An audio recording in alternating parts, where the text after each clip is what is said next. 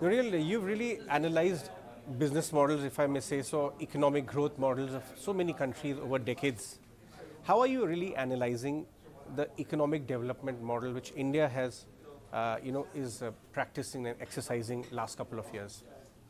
Well, in some dimensions, the economic model of India is similar to the other growth success stories. For example, the East Asian growth model was based on exports as a leading source of economic growth. In the case of East Asia, it was traditionally manufacturing. In the case of India, until recently, has been more exports of services, IT, tech, and other services. But the export-led growth is actually one of the ways in which a country can become more dynamic and competitive. There are other ways in which the lessons of Asia also can be learned, because in parts of Asia, the economic model came one of using national champions.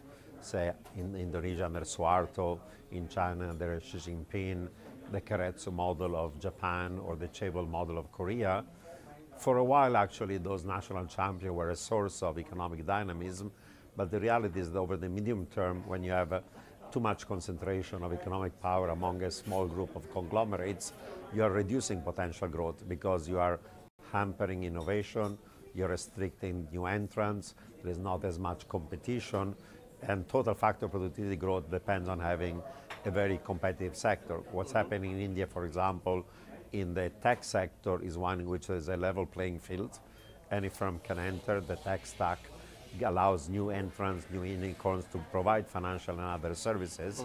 It's very dynamic, it's very competitive, it's very productive. I fear that in some parts of the old economy, the existence of very powerful conglomerates that represents, unfortunately, forms of crony capitalism is going to hamper economic growth. That's why the potential growth of India, in my view, is stuck around 6%, is not going higher, in spite of the policy reform. Is really crony capitalism that keeps you behind. India is trying to do a lot in a very small span of time, and challenges are very big. The way our policymakers, the way our regulators, all of them are working together in order to ensure that there is manufacturing-led growth. Our financial markets are very efficient. The way we manage the crisis, RBI managed, without throwing away money or handing over money in people's hand, we manage the crisis well. How do you see the role of all the stakeholders coming together to achieve larger objective of structural economic growth? Well, so far I would say India has done quite well.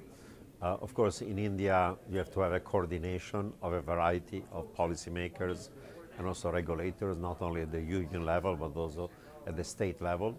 The fact that there has been now, in the last decade, the creation of a fully integrated internal market that used to be divided, the demonetization, the introduction of the GST has helped that, and reducing other types of friction, building an infrastructure that is union-wide, that reduces the logistics and the cost of transportation is also very important.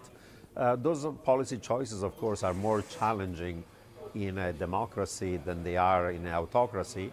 But as we know, autocracies make mistakes. You know, in China, Xi Jinping is not just the president, he's like an emperor. And last year he made massive mistakes in the management of COVID, bashing the private sector, not dealing with financial imbalances and so on. So while democracy is more messy, I think that you get much more consensus for your policy choices if it's through a political process where you can convince people of the right reform. Those reforms may take longer and occur more slowly, but they become more sustainable and more resilient over time. That's why a strong, vibrant democracy with a market system and the provision of public services, of a variety of things, the middle class and the poor, is the right economic approach, and that's the one that has been taken by India successfully.